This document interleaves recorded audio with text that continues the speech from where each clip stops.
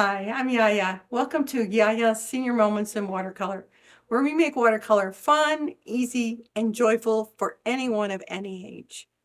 This is our second episode, and we're going to talk about mid-range watercolor supplies and do some tests and show you what I've actually worked with. So come on, let's go. Let's start the journey.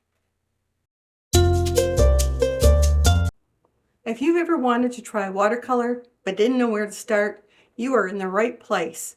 No experience needed, and as I like to say, the paint doesn't know what it's doing either.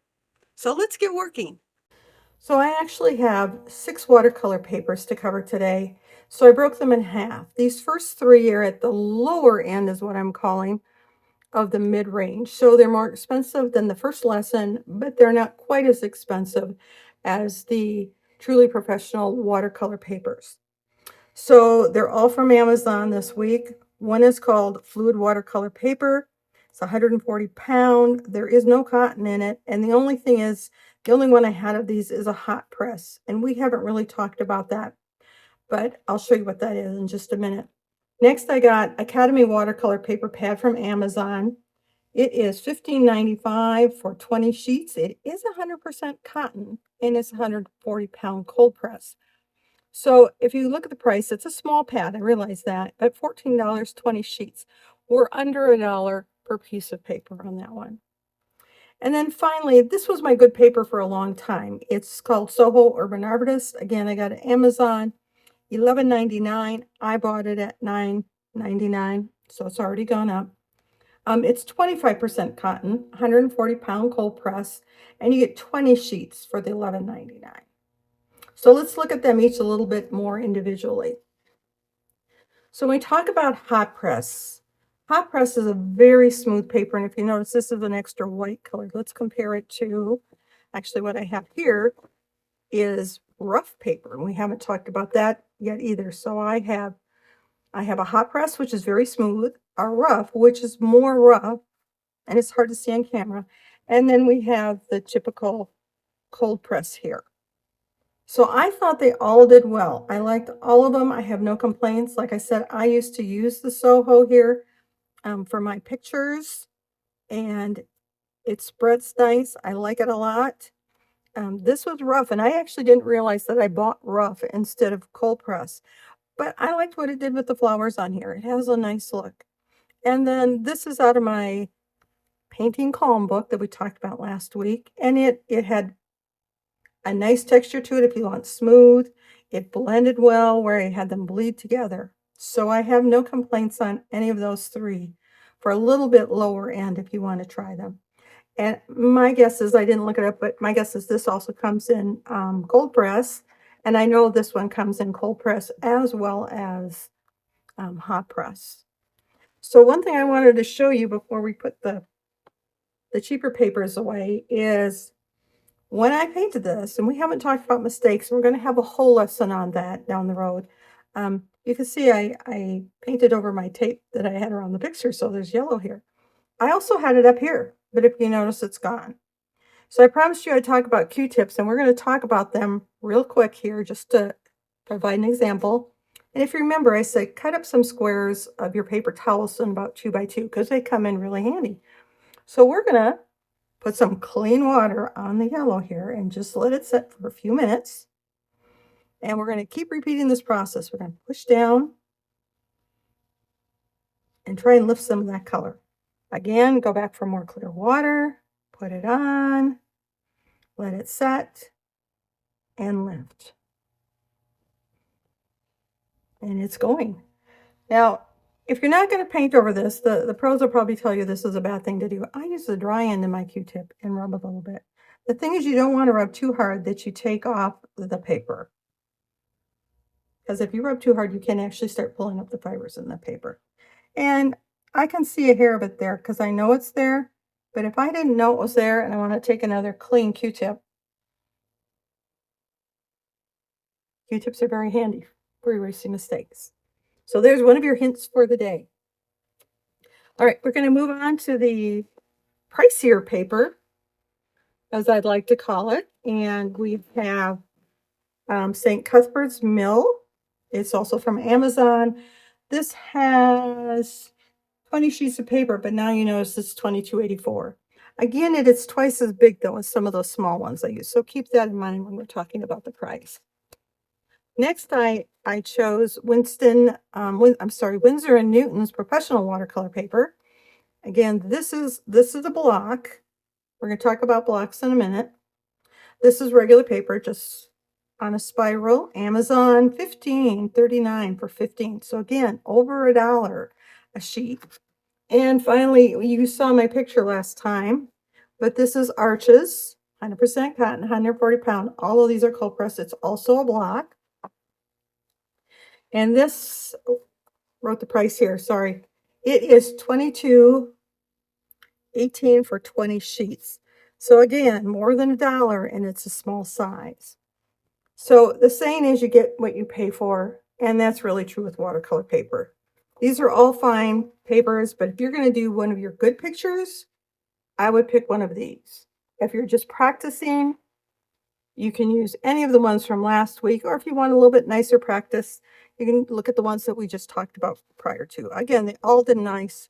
I've done washes on all of these. They do exceptional washes. So when we get to landscapes where you do a lot of washes, you're going to want a better paper. And now I'd like to talk about my duh moment. Remember I said I'd tell you the good, the bad, and the ugly. Well, when I got my first block, I didn't know what the purpose of the block was. The purpose of the block is it holds your painting. Remember how last week I turned one on edge, it was a little bit warped? It keeps your paper from painting because it's all glued together. There's always an opening. Sometimes the challenge is finding the opening, and I just use one of my little knives here to find the first one. It's a little tricky sometimes, but you get your knife in there and you go around it and it'll come out really nice.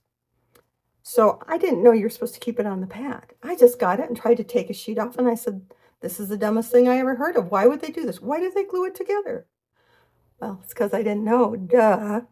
So the first pad I got, I sent back because I didn't know that you were supposed to leave it on the pad.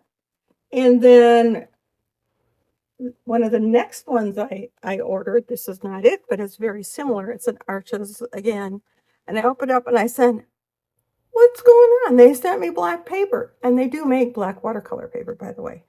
But if you look at it very closely and find where the little opening is, it's just a cover on there that's black. You take off this top sheet on this one and they will be white. So that's my most embarrassing moment that I wanted to share with you about blocks. And I do have one, I picked up a new one. Someone had recommended this, and I didn't include it to begin with. I'm sorry. It's Aquarello by Fabriano. Again, it's 100% cotton. This is $27.46. Amazon 25 sheets. So again, kind of pricey for a little one. But I like this as well. I went back to my roots because when I started, I really liked abstract, and I still do. So this is just a fun picture I painted. Again, good spread. I was able to do mixed media on it with some of the pen highlights there. So again, 4 of them. The links for all these will be below in the description again. And if you have any questions, put them down below. I have 2 questions for you today, though. First one is, do you have a dumb moment that you're willing to share with the rest of us that they can learn? I put it out there, so it would be helpful. And second, do you have a favorite moderate priced paper that we haven't covered? And if so, put it in the comments and tell us again why you like it. I'd really appreciate that. Next, we're going to talk about paints.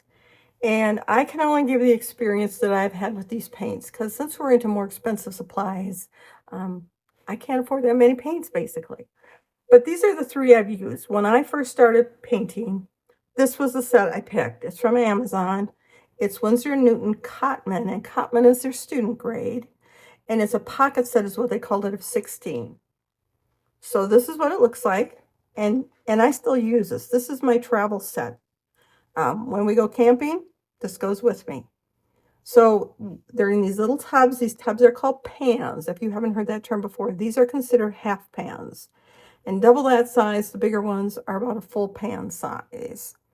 So I liked it. I used it for several months. It wasn't until I think December of last year that I decided to try the tubes. And most of it was because I don't it's my personal preference. I don't like half pans.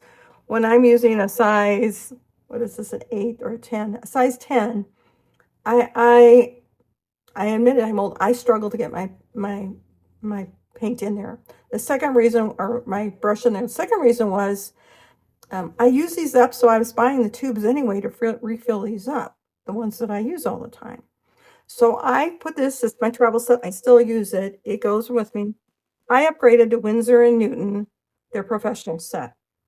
This is a set of 12 and it's $54.95 and it is 2 paints. And as you can see, mine are squeezed because what I chose to do with the 2 paints is, if you can see over here, this is my palette that I keep the paints in, and the link is below. You have full-size empty pans. My brush works great in any of these. I don't struggle to get paint on it. So it's larger pans, and I just keep refilling them as needed from the paints. I like the paints. They work well.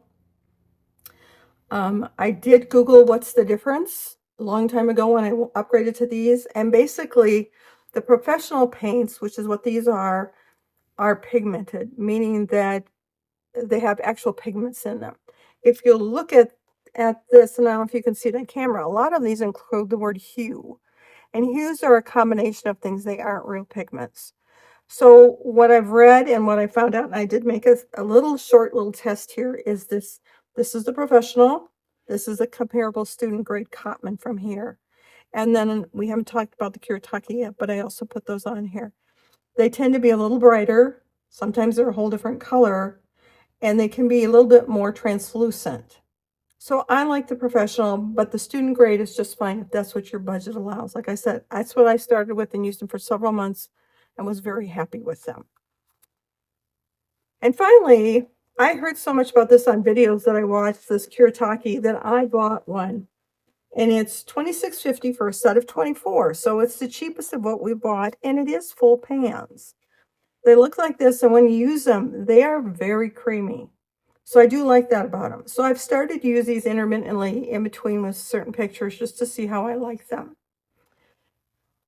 So again, least expensive, but nice set of paints.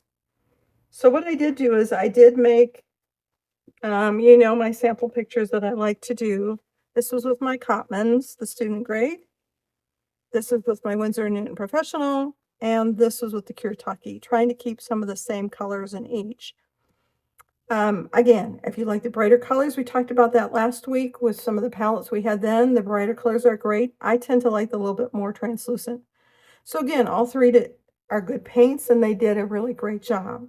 So I don't know that I would recommend one over the other than the Kuretake was the cheapest, and that the Winsor & Newton student grade was also a good choice. So on to brushes. If you remember from the first episode, I tend to like the Princeton Snap brushes. This is a size 6, and it's my most used brush. However, Michaels currently has clearance on some of their watercolor brushes. They had this Aqua Elite set, which has a 6-round, a 3-round, believe it's a 3-round. It's a 2, I like 2, and then the angled brush. Normally $29.99. They were on sale, clearance for $15.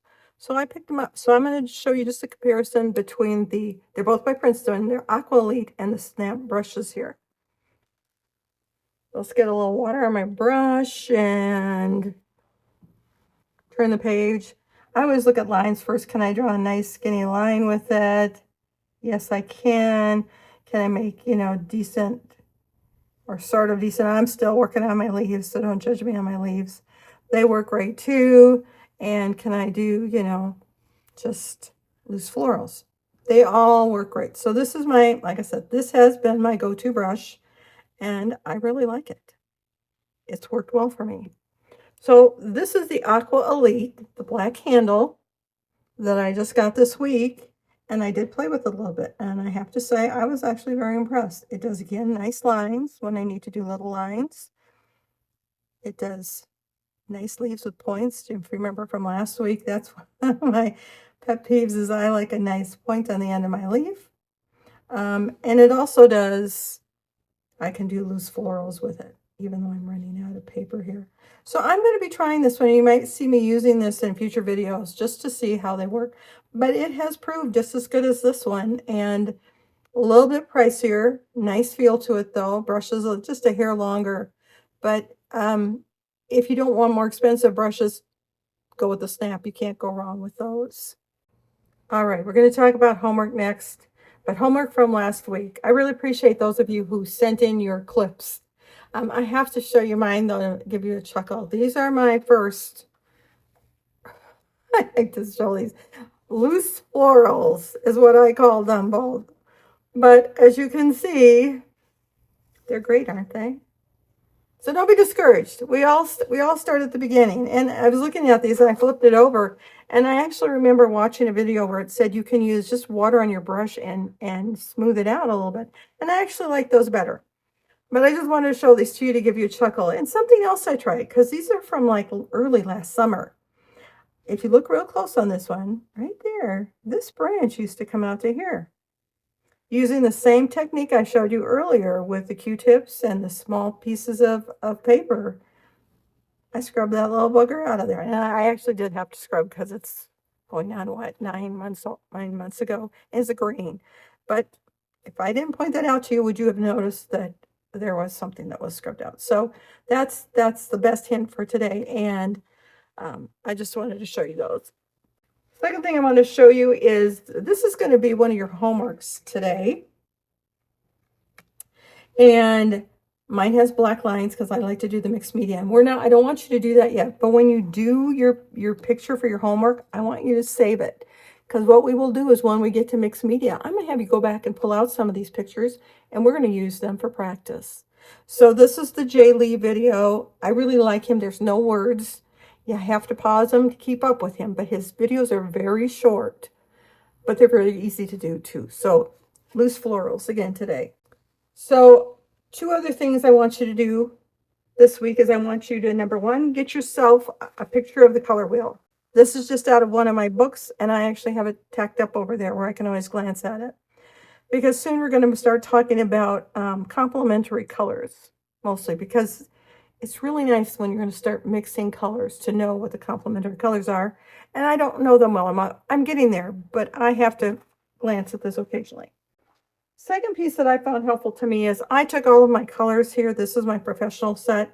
You really only have to do this one half of it. I did it the same just to see if my colors matched or if I did one lighter or darker. But basically, I just mixed every color with every color to see what I got. So I found this very helpful for me when I want a specific color. I say, okay, I need to go mix this one with this one. And then the names are up here, but I'm not an artist. I don't remember all my names yet. So I'd have to look at it. But this is so helpful. I had one for my Cotman that I had to begin with. So I recreated it with my professional paints. So those are the first 2 issues of your homework are to get yourself a color wheel and make yourself a chart. Then you're going to watch the Jay Lee video, which is a loose floral. We're going to see another one by Emma Jane Lefebvre. I like hers and this is more, again, practicing your strokes, and she has some loose florals in there. She also talks about water control, which leads us to the third one. It's by Steve Mitchell. He says, focus on this in all caps first, the #1 problem bar none. And it is water control. And I honestly still struggle with that. So these if you can watch all 3 of these, I think you'll find them really, really helpful. Thanks for watching. I had fun and I hope you did too. If you liked this video and found it helpful, don't forget to like it down below and also subscribe and ring the bell so you're notified of when the next video comes out. And speaking of the next video, it's going to be on loose florals. We're going to have a whole episode on loose florals. So let's close out like we usually do with the Irish blessing. May the Lord bless you and keep you. May your heart be light, your colors bright, and may joy fill your watercolor journey.